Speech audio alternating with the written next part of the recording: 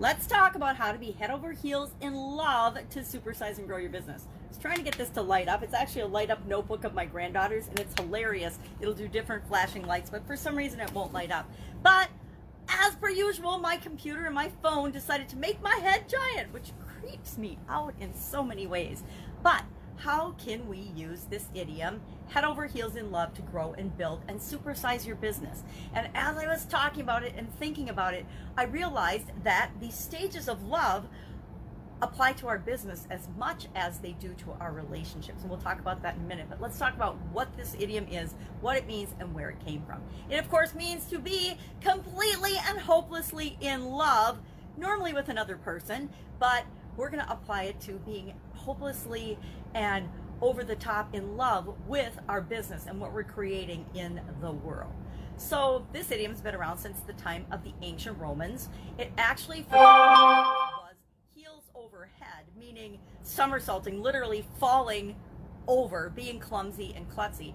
And around 500 years ago, it switched to meaning how we feel, that tumultuous feeling, that crazy, lightheaded feeling that we feel when we actually fall in love with someone, or sometimes something, right? You can fall in love with something. Some people love their car more than they do any other human being on the planet. Some women love their handbag more than they love any other human being on the planet. So it's not necessarily relationship to another person. It might be your relationship to another thing. So I was curious about this, and I Googled it, and I said, well, what are the stages of falling in love? What are the stages of love?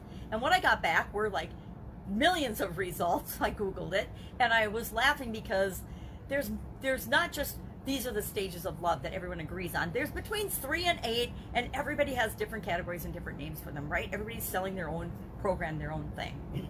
So I just read a few of them and put together what I consider to be, okay, here's the 5 stages of love. There's enough agreement on that. Let's go with 5.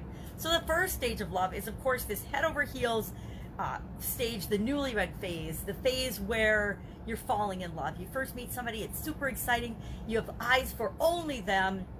You go off, you do crazy things. You're blinded to the world around you. All there is are you two, right? And I'm going to talk through this as if it's a relationship, and then we'll see how it applies to our business. So the newlywed stage, let's do it as we go through. The newlywed stage is you get the idea, you get an idea, you're all excited, and you start your business. Everything is optimistic and everything seems possible, right? Until you have a challenge, your first roadblock, your first stumbling block where you have to get over that. So do you have blinders on and just go full force toward that business because you love the idea of it so much? Or do you, at any stage of love or relationships or building our businesses, we can decide to throw in the towel. We can quit, right? So most people don't quit at the newlywed stage. That's when you're still so excited. You're still finding out about each other. You're still finding out about the business. You're getting to know one another.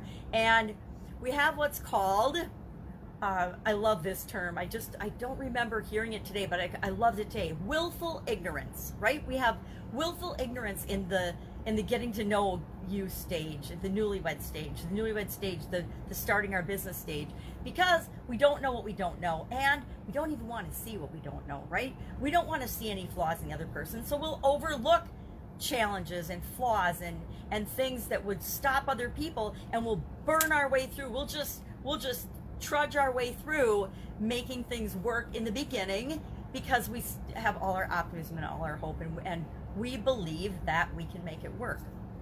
Then we get into the setting the stage phase, the second stage of love relationships or building our business.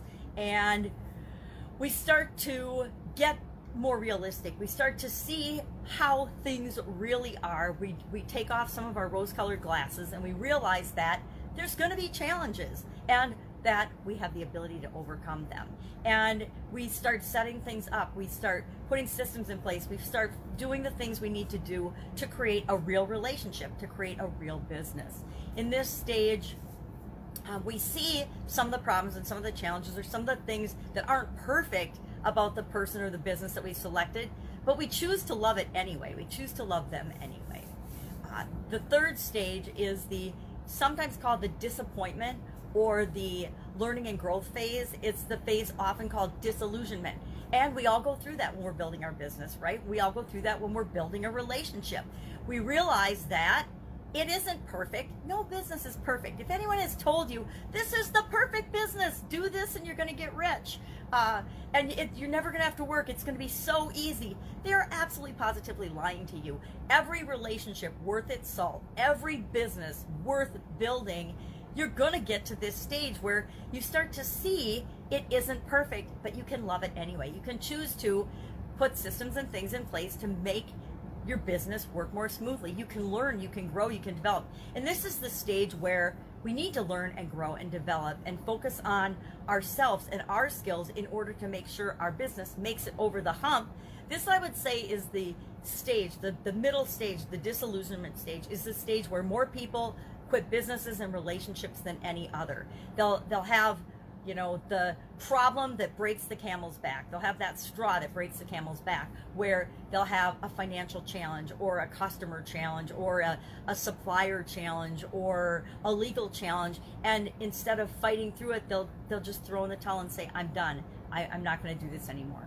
Now, when we make it through that stage, the stage of disillusionment, and we put systems and things in place to make our business work, we reach the fourth stage, which is the comfortable stage. Now, this is probably the next stage where most people fall off in relationships as well as business ownership. They get comfortable. We get comfortable. We have our rules, our rules, our ideas, our beliefs, our systems in place, and they're chugging along, and we get comfortable. We've got a certain level of income. We've got a certain level of comfort in our relationships, and we'll just keep chugging along and rolling through. It's like, to me, it was like the stage of raising my family, raising the kids. My ex-husband, I'm divorced, I did not make it through all the stages. The stage where we just go through the motions. We have our rules, we each have our rules, and we abide by each other's rules, and we move along. And it's a stage where we can end up getting complacent, where we just keep doing things the way we've always done them because it's working at a certain level, but we forget to reevaluate and continually improve our relationship or improve our business and our business systems and the way we do things. Many businesses die a slow death in the comfortable stage. Many relationships die a slow death in the comfortable stage. The final stage is, of course, unconditional love, or it's the two of us in a couple against the world, or it's our business making the world a better place. And this is a stage, I think, that whenever we've started our business, whenever we've fallen in love, this is the stage we want to get to in our business and in our relationships and in our life, where we absolutely positively know we're here to make a difference, and we're going to make a difference with our business no matter what. We've gotten through the hardships, and no matter what happens, even COVID, a pandemic, or political unrest or nonsense, whatever is going on in the world, no matter what, we've been through stuff like this before. We've solved and overcome roadblocks and challenges and obstacles before. And we know that, like everything else, this too shall pass, and we will be fine. Our business will be fine. We will change the world.